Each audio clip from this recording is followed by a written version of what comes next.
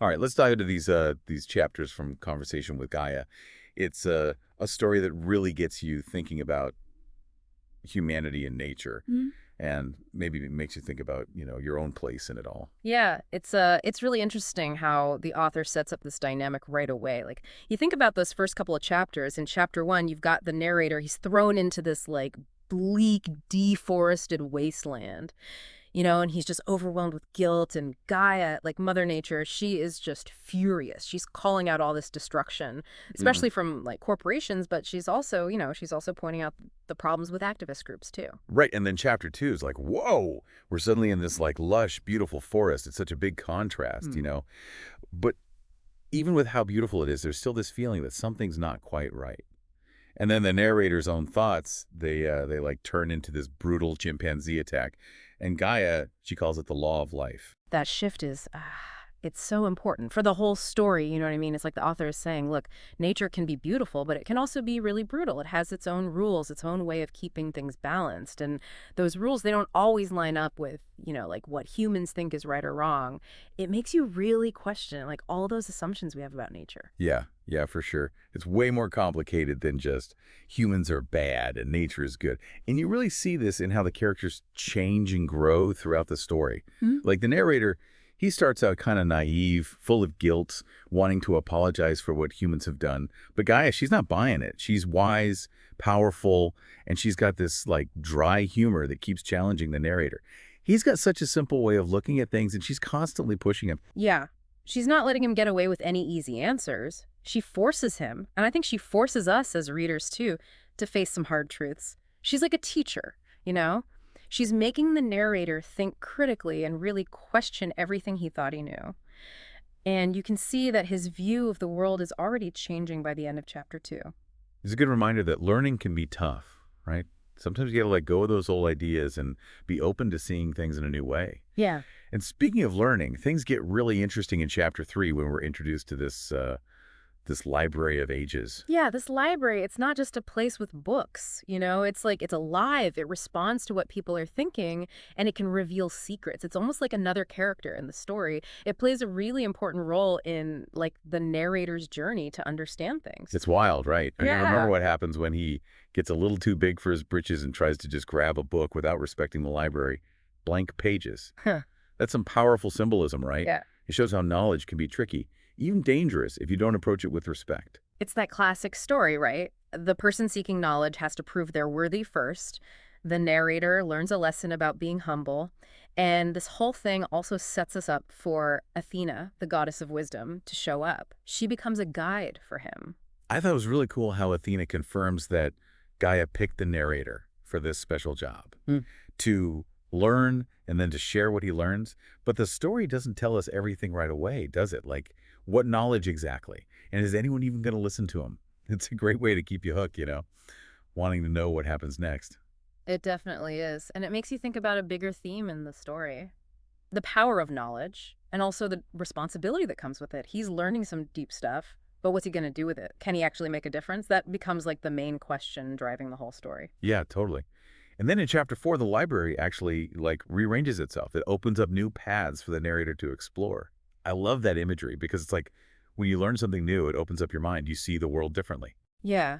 Yeah, it's brilliant. The library becomes this metaphor for how knowledge can grow and change you. And Athena, she keeps pushing that idea when she tells him he has to become a seeker of knowledge and share his wisdom. But he's just one guy. Right. What difference can one person really make when the problems are so huge? This is where it gets really personal, don't you think? I started wondering that myself, like, what can any of us actually do to change things? Yeah, and I think that's exactly what the story wants us to be thinking about. It's a question that matters to all of us.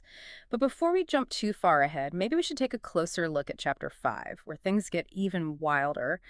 We get to see the Hall of Memories.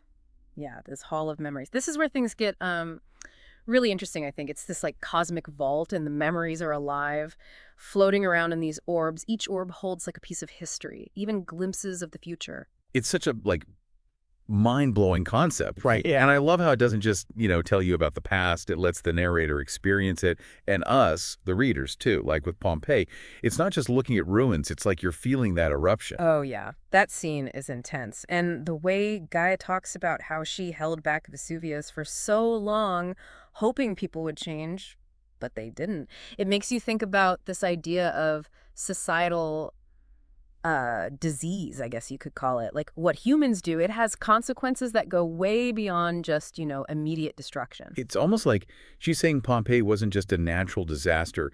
It was a symptom of something deeper, something wrong. And maybe something that's still a problem today.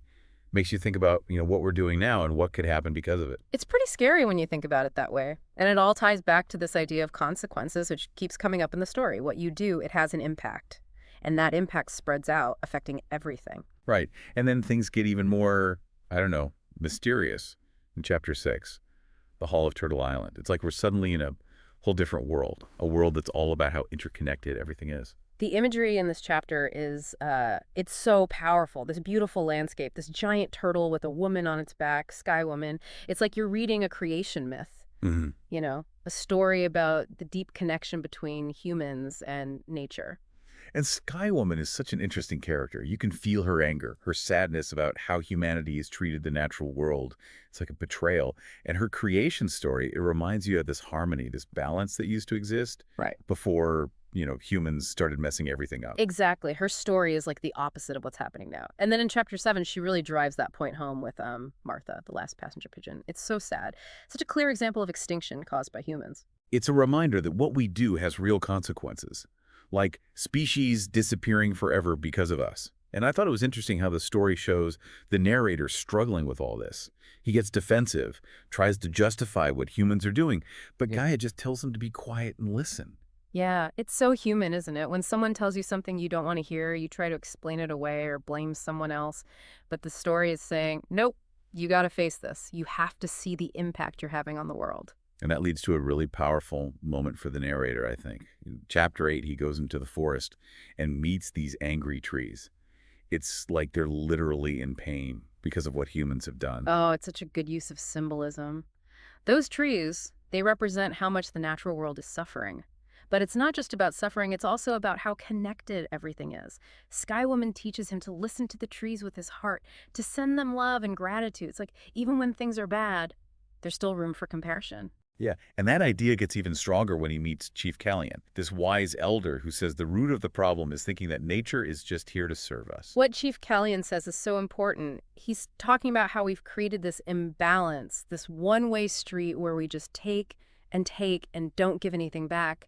And he offers a different way to be, a way that's based on giving back, on being grateful. His Thanksgiving address is a perfect example of that, right? It's this beautiful ritual where you honor everything in nature. You acknowledge the gifts and you express gratitude. You remember that we're all connected. Yeah, it's a really powerful reminder that we're not separate from nature. We're part of it. And when we forget that, we mess everything up. Not just the natural world, but ourselves, too. It's a lot to think about, for sure. We've been through all these different halls of knowledge, each one showing us another piece of this complex relationship between humans and nature. We've seen the beauty and the ugliness, the harmony and the destruction. We've met these characters who are angry and sad, but also really wise. And we've seen the narrator change and grow. It's like putting together a puzzle, right? Each chapter gives you another piece, helping you understand the problems and maybe even some solutions. But the story isn't over yet. There's still more to discover. Maybe we should jump into those last few chapters and see where they take us. Going through these last chapters, one thing that stuck with me is how the story shows you just how big this problem is. But it also shows you that, you can still do something about it. It's tough to do that, right? Like, you've got these huge scenes, like landscapes that are totally messed up, empires falling apart, whole species gone. It really hits you with how bad things are. Yeah, exactly. And you've got characters like Gaia and Skywoman, these powerful forces of nature. They're clearly angry, heartbroken about what humans have done. It's easy to feel like, what can I even do? It's too big. Right, but then the story, it also focuses on the narrator and what he's going through. He's dealing with his own guilt, realizing he's part of the problem too. But then he starts to see that he can make a difference.